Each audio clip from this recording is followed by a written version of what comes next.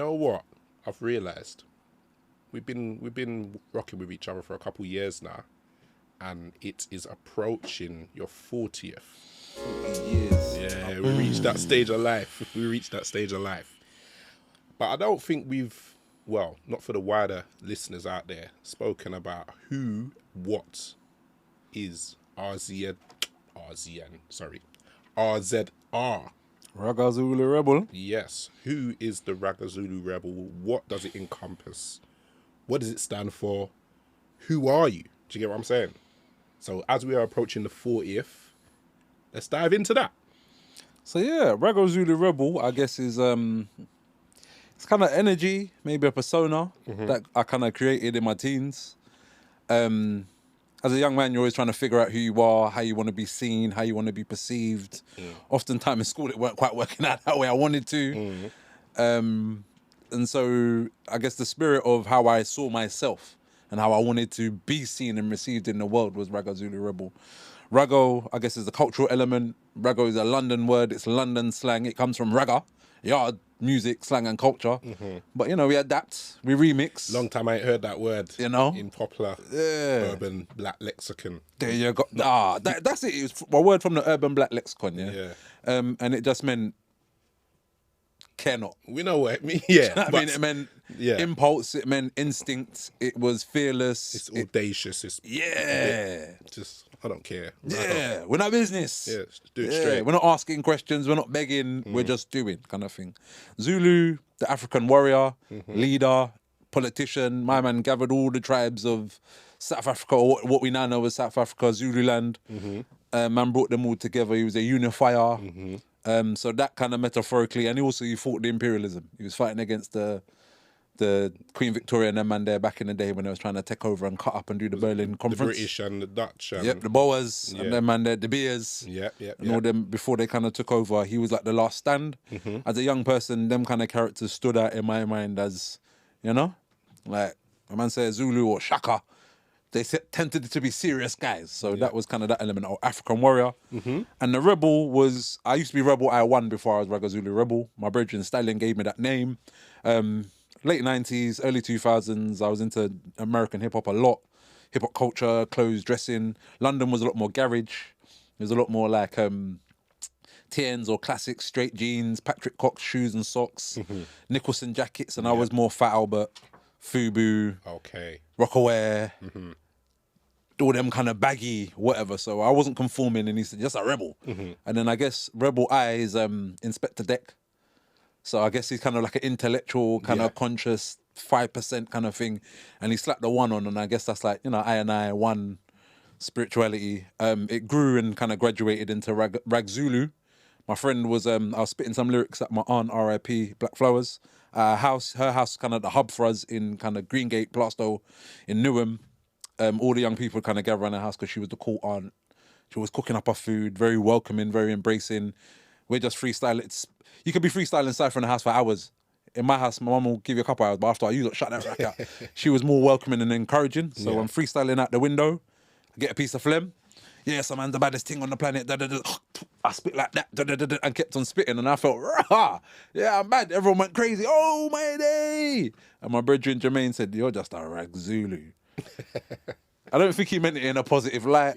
But my Afrocentric, Pan-African background kind of received it as such. Ragzulu? Oh, what is?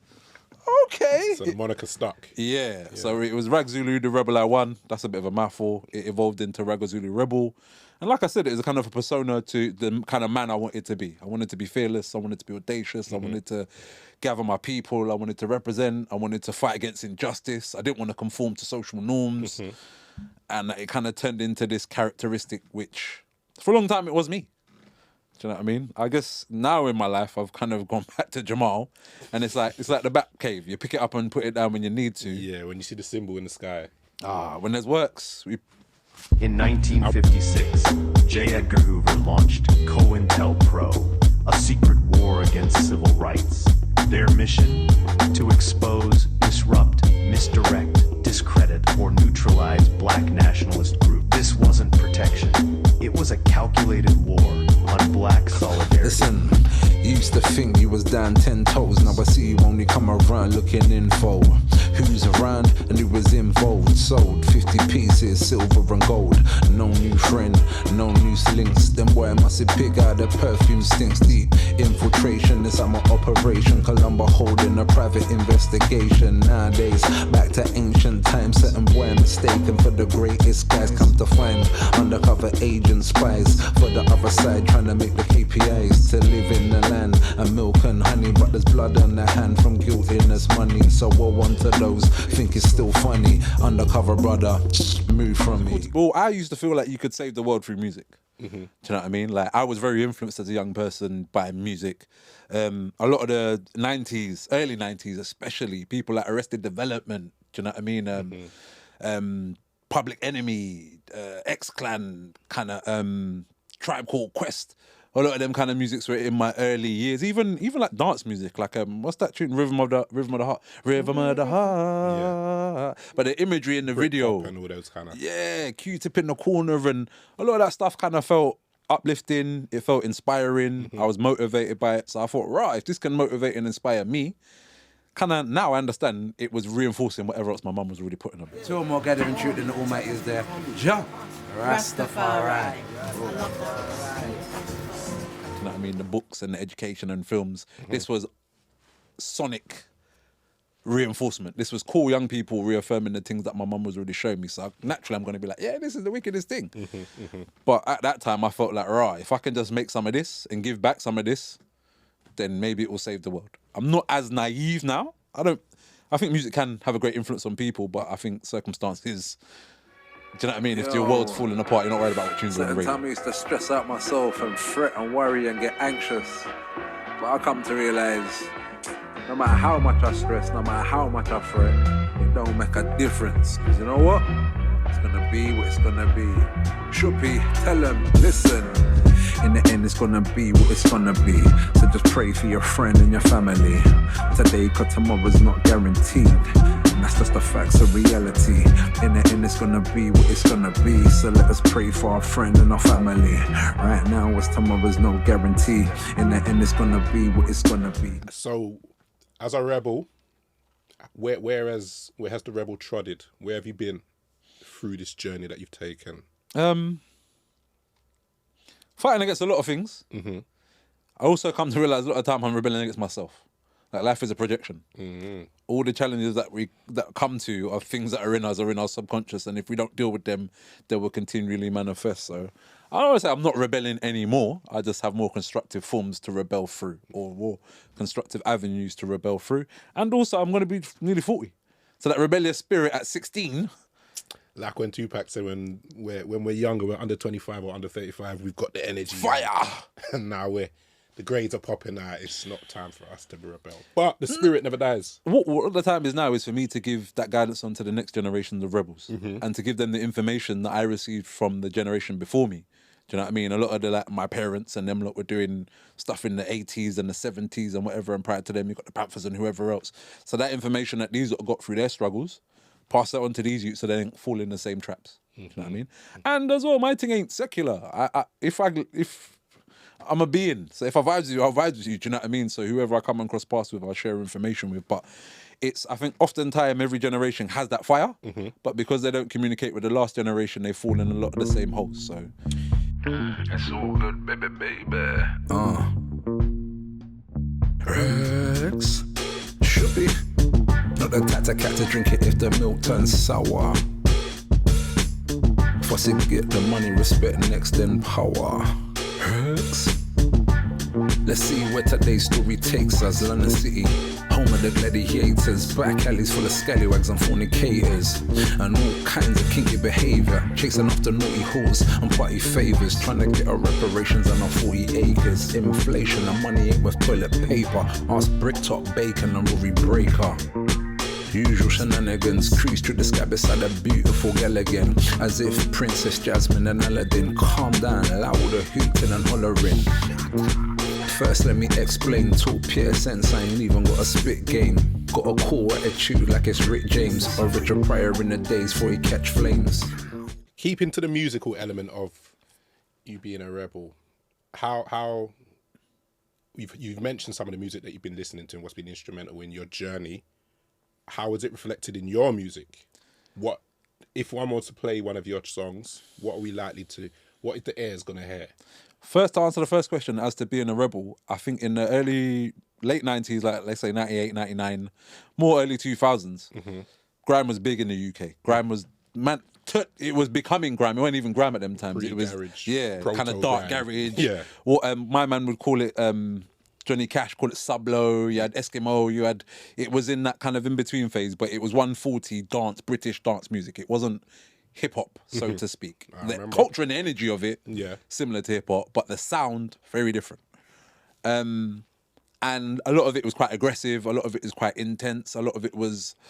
And I related, but I was not coming to speak no badmanisms, gunmanisms, no da-da-da-da-da, because I just felt it was counterproductive. I enjoy a lot of it, I won't lie, I won't deny, but I couldn't let that be my... Like I said, the Ragazulu kind of came with my ideals. And so that kind of, as much as I didn't realise it at the time, that governed a lot of what I would do and what I wouldn't do at the time. But what I did try to do was a lot of people that was doing so-called conscious music, it was kind of like a dip. It wasn't the same as the energy of the other stuff, whether it be violence, whether it be sex, whether it be raunchiness, whether it be sluttiness. There's a certain intensity with it. And when people got conscious, or when people started to think, it kind of just chilled a bit. Too mellowed out. Yeah. And as a young person, that fire, it wasn't satisfying. You know, like, I went, you need more wood for that fire. Why for that? You know what I mean? It needed something. So I tried to make something that was thought-provoking, but that was also relevant, but that was also inspiring, that was also motivational, and you didn't have to think too much. Like, the sound quality didn't dip because I was talking sense. Do you know what I mean? Or the intensity in the production, or... Why are you following we get a lot of that nobody? now. A lot of people, I do conscious drill, or I do this or that or whatever, but I was trying to... Labels on everything, Yeah, I don't know. I wasn't any different from my peers. I just didn't want to turn around and be promoting certain things. So how can I fit? How can I still be relevant? How can I still be compared? Like my apples compared to these apples, but there is just no GMO in them, you know? Check.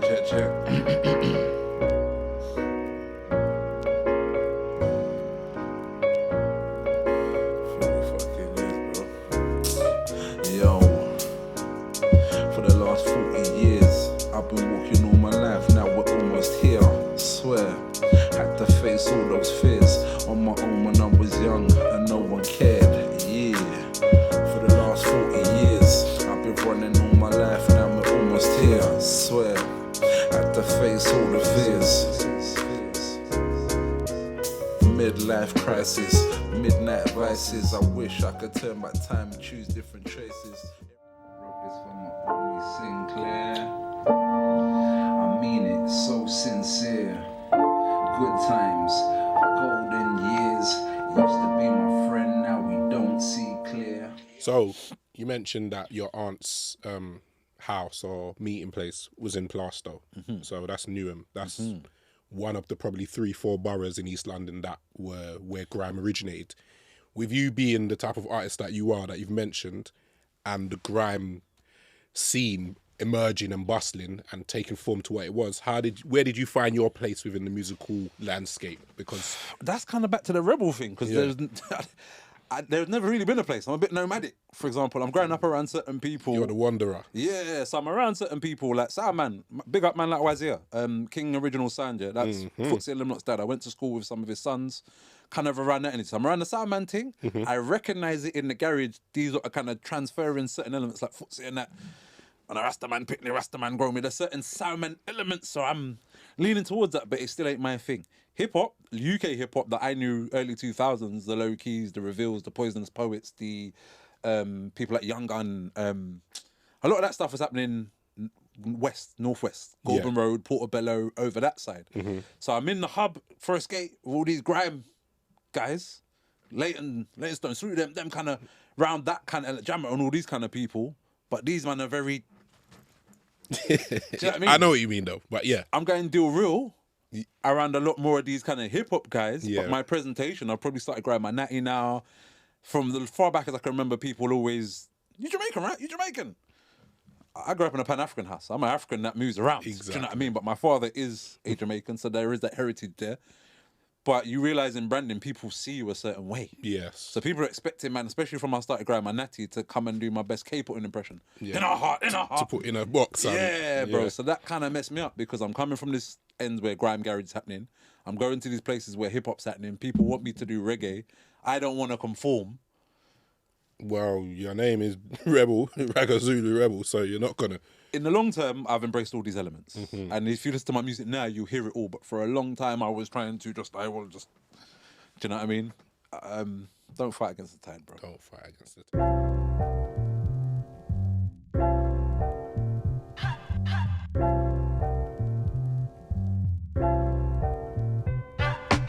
Check, baby, check, baby. Check, baby, check, baby. Check, baby, check, baby.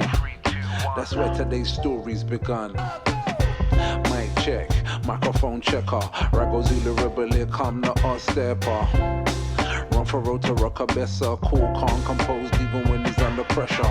Bust world records, wool sheep and leopards. Fast for 40, that's for 40 teeth and under desert. Return of the map, round the world in the map. Sons by my side, all my daughters behind my back. Check, baby, check, baby. Check, baby, check, baby. Check, baby, check, baby. That's where today's story's begun. Check, baby, check, baby. Check, baby, check, baby. Check, baby, check, baby. That's where today's story's begun. And outside of the music, does the nation extend further than that? How else does it incorporate itself? So what happened, as an artist going through the years, you meet lots of closed doors. As I said, I'm in between a lot of spaces. I don't quite fit. Yeah. That's worked for me because as these scenes have died or dropped off and people have died or dropped off, that just missed me. Just missed me, yeah? But there's a lot of elitism within the scene. What I would have said elitism. Now as an adult, I realise animals move in groups. I mean, tribalism is natural. But if you don't fit the group or if you're not abiding by the group or... The dynamics. Or And then if you take it on a bigger scale and the Diddyisms and the Epstein's type vibes or whatever, there's certain things that people would do to initiate you into the group and certain power plays. Because I'm a rebel, I never really subscribed to that. But I'm a social being. I'm a human being. We need to interact with other humans. So me and my business partner, Mariana, both artists, similar kind of thing, finding our way. And she's a woman, I'm a man. So certain rooms I could get into that she couldn't, and certain rooms she could get into that I couldn't. We just said, let's create a table or a platform for other artists that had been through or going through, or the artists coming up. You're not getting in with the Get Along gang, or certain guys are come over. We're not asking nothing of you, just come, be creative and be honest. And you don't have to stay forever. I'm not really trying to sign people to in perpetuity contracts and stuff, in perpetuity contracts. Yeah, forever and ever more. Yeah, just come through, bring your creativity. We have a platform, we have some experience that we can share. Started off as that. It's kind of stuff we was already doing prior to that in various different formats. I had a collective back in 2003. Was my first one called Exodus. It's the same ethos, just a few years down the line with a bit more experience. And them times I was very skeptical of the system, skeptical to write my name down and sign. And I went to company's house and sorted out my paperwork. So as you got a bit older, you got to do these things. Yeah. But we made it official. And since then, we've done great things. We've done a lot of workshops for young people. It turned into a lot of artist development work. We did 5 years of workshops with an organisation called UPress. It's called The Collective. 15 young people, 15 to 25, 15 weeks. And we teach them week each what we know about the industry, about the scene, about being an artist, songwriting, about contracts, about... You can't teach them everything, but 2 hours a week, we try to cram it in as much as possible. That went really good. We also released a book off that called The Collective, Collectively Independent. Okay. And basically a lot of the stuff from that workshop is in the book. So get on Amazon right now, because man's offering out here, and get our Collectively Independent book. But we do lots of things. That's one of the things that we do. You name it, man. But just RaggoZuluNation.com. It's all there online. Been familiar with Ragazulu Rebel for a couple years now. I think we first encountered each other online. I seen them promoting. I'm in the scene heavy, so I see who's moving and shaking. I see Ragazulu pushing a lot. And then I think we done a couple shows together. He hollered at me. We went down, did a couple songs together. And we just been, just networking, building our careers parallel to each other, helping to promote and congratulate, celebrate what each other's doing, you see what I'm saying? So big love to Ragazulu Rebel. I've been knowing him for a couple of years now, going in the scene in London. Yeah, so make sure you follow him on all the social media, make sure you check out his music, and hopefully we're gonna get a collaboration coming out soon, so yeah, check us out. If you don't know about this guy, get to know. He's just one of the dopest MCs out there in the country. I've known him for a very long time, and yeah, he's just one of the best. And if you don't know about him, I seriously recommend, if you like your UK hip-hop and an all-round entertainer and character, that you check out Ragazulu Rebel. Big shouts out to my big bro, doing big things right now, man. Can only show him nothing but gratitude and appreciation for the way he moves. I've been working very closely with Raggo, you know what I'm saying? Like, for the past few years, he's a blessed person, you know what I'm saying? Active, always doing something, very community-based, you know what I'm saying? So we're here to support him in any way we can, you know what I'm saying? So always support the Raggos out here. This is what my message is to the world, you know? Also, by the way, we're the ones who brought him back out of retirement. Blame us. Yeah? Boom. Sit there. Big up Sin because I think it's my 28th birthday, yeah? And I was doing Jam Messenger Fest. So this is like 2014 maybe. And we had done maybe 3 of them before, and we was looking for a location. I was kind of stuck and I was going to give up and I was going to allow it, yeah? And then Sin said, come man, why don't you do it here? I was like, yeah. He's like, no, come do it here. Did Jam Messenger Fest there in 2014. We did Jam Messenger Fest last year, 2013. We did this here, done it almost every year since. So, you know, we got those that support along the journey, you know? We don't take that for granted. So if they do go on there and check you out, they're going to see 20 years worth of music, worth of interactions, worth of presence. Yeah. Within those 20 years, how many projects would you say you've put out? I've got 9 official studio solo albums out. My first one came out 2007, Jar Messenger. I was working with Apocalypse Entertainment, that's Morpheus. For those of you that know Morph, big up yourself. I kind of did a lot of my early beginnings with Morph, and he helped me kind of establish my sound and my image. He did a lot of my graphics in the early, so, and when you're trying to figure it out, do you know what I mean? He was instrumental in that, so big up Morph. But there's 9 official studio albums, there's more than 30 mixtapes, there's a few EPs. I've kind of retired the album format. The album format is kind of more compilation, different producers, different beats, different collaborations. And it will be some kind of social commentary type theme. It's a bit more serious. Okay. Mixtapes is a bit more fun. Do you have a favourite, or one that stands out for any particular? It might not be your favourite, that is your best, but what one stands out for any particular reason? We've got the latest one I've done, Season. Soundboy Season. It's a soundtrack. I did a film in Africa. I created the music first, and then we went to Africa. I took my guy Chauncey, big up Tao. Whereabouts in Africa? We went to Gambia, Smiling Coast of West Africa. Had some annual leave and a bit of spare change. So I said, come we go. And we just went out there, met up with the people, captured some vibes, shot some videos, and we kind of turned it into a short film.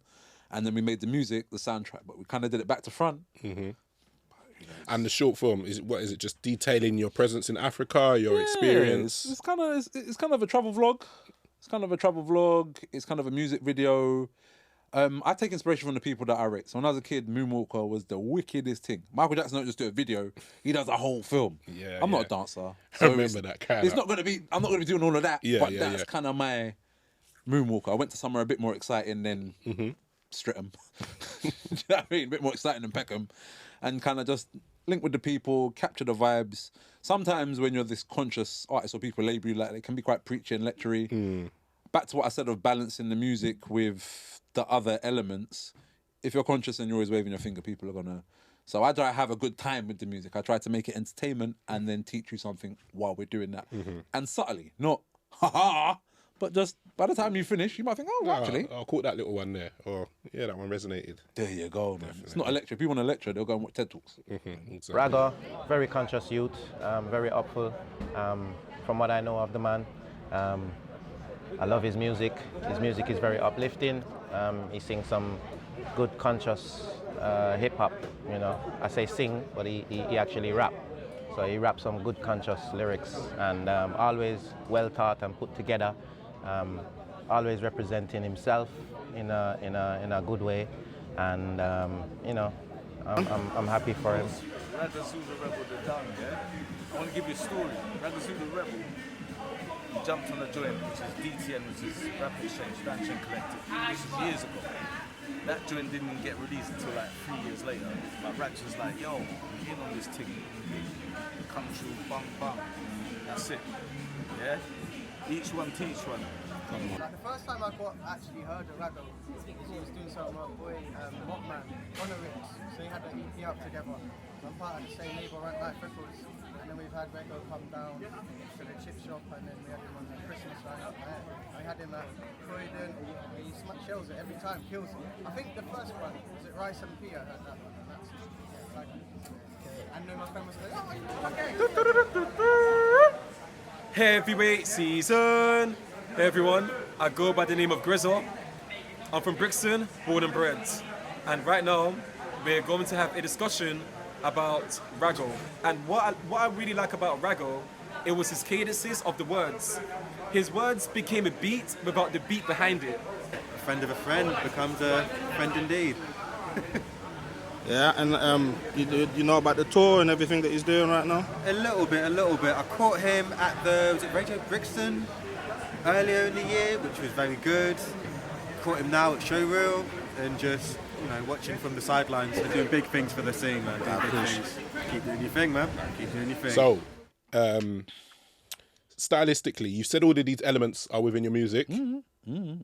Who would you, is there a particular artist or time period exactly, or movement or element within music that you could say this is, I draw my main inspiration from, or you're likely to hear it within my sound undeniably when you're listening to Ragazulu Rebel? Yeah, there's generations of artists, do you know what I mean? But from like the Arrested Developments to the Fugees to I was a big Biggie fan as a kid. And I come to realise later in life he was a fat, dark-skinned Caribbean youth in the American context. Like a lot of these things that we don't overlook, as I'm talking about my journey, it's what you see familiar in yourself. Life is that mirror, do you know what I mean? Bone Thugs were really big influence, especially when it came to a lot of the double time. I didn't do grime because I wasn't... Someone like Double, for example, is my favourite grime MC on set. Or Flirty D, they're very without... My mouth isn't set up that way. I'm lispy, so I couldn't be... in the pocket sound. Yeah, but I didn't want to be like one line clunky. Someone like a Tinchy or a Temps, for example. Bone Thugs are very melodic and speedy. So I'm not never as melodic, but you hear a lot of tone, use ad-libs and those kind of things. Later on then it comes around to people, KRS. KRS was always a big influence. The way that he merges the hip-hop with the dancehall kind of thing. Later on in life, you get the Klashnikovs, you get people like Dirty Dogs who then become Dirty Goods. You get the Rodney P's, the Schemes, a lot of these London guys, but they man have the sound system. That people like Scheme coming from Saxon Sound, then becoming a rapper. So a lot of these people are people I just gravitated around, their sound. But after when you meet them or you learn their stories, you're realising, we got that in common. We're all walking the same kind of road. A long time back then, I thought I had to fly this flag, but I realised we've all been flying this flag, you know? And as well, enough time, it's not even a thing, we just happen to make music, but it's not for the lives that we've all lived. A lot of us in the community, our voices are kind of got shifted a bit because we live in a new age of like materialism and stuff like that. So he kind of remember, he kind of reminds us, and brings us home to that humility with his rap. So he's still got that political message and he's got his own integrity, but it's always with love and it's always for a good cause. You know what I mean? There's serious integrity. I have an older son, and he lives with his stepdad, and if his stepdad was to be boxing up my son, I would have felt away. And I'm many things, but I try to not abstain from hypocrisy. Yeah. So if there's one thing I'm gonna do, what's good for the geese is good for the gander. Yeah? Cool, perfect. So when my girl's head is starting to spin and do and all these things, normally the thing would just be to box them and then they would cry and bawl and then Then you give them a reason why you box them later. But if you want to, you don't have to. Listen, I sent them to the room, let them think about it. But in my mind, it was kind of like some force field would not let me do that. So what do I now do in this situation? I have to physically restrain her and put her in the room. And then I was just like, boom, I had to communicate. Super Nanny and them thing come to my mind. Remove them from the situation. Communicate what you want to do. Why do they bring that back? Because they don't want them to be raised with no balance. Yeah? Smashed it, gone. Because it keeps up the prisons and the housing centres and probation officers and social workers in a job. It keeps the system going. Yeah? But so I restrained her, put in a room, explained, Ray, your behaviour ain't kicking it. We're not accepting that in the house. Not down for it. Mum there. Yeah. And even that, I wasn't necessarily getting the support that I felt, but I've been given this role, so you can't tap out halfway through. You know what I mean? So I start things, I have to finish them. That's why I try not to start too much. Yeah. So anyway, after a little period of time, she's come back out the room on a humble one, sorry, apologetic, and loved me even more. I was scared that she wasn't going to talk to me again. Yeah. I'm thinking, Brett, like... She appreciated the boundary. Yeah. And then from that showed me, and probably even from that day to this day, I don't really beat no one again. Like, this is all probably all 8. How was Bella? 8, 9? Bella. Yeah, so this is probably all 8 plus, no, probably 9 years ago. 9, this was before Bella was born. Yeah, this is 10 years ago that we're talking about. But before then, it was, I'll talk once, I'll talk twice, you meet Mr. Han, yeah? After that day, something in my mind realized like persuasion over force. Way, yeah. And not to say that I'm not pacifist. Violence has its place. Do you know what I mean? Not necessarily with your kids, but in the world. And a lot of people, they'll be like, no, for peace. There's a time for peace. There's a time for war. Yeah. But in that let me see. Yeah. Now clap her man in his neck. I wanted to kick. You know she wanted to kick. She's waiting to kick over someone in the shop. She's like, I want to kick over someone now. I'm waiting. It's one of those days. It's one of those days. Yeah, outside the shop. But the point was persuasion over force. And if I don't want these to grow up and be angry, aggressive, violent, or to think violence is their first means of action, then I have to think now.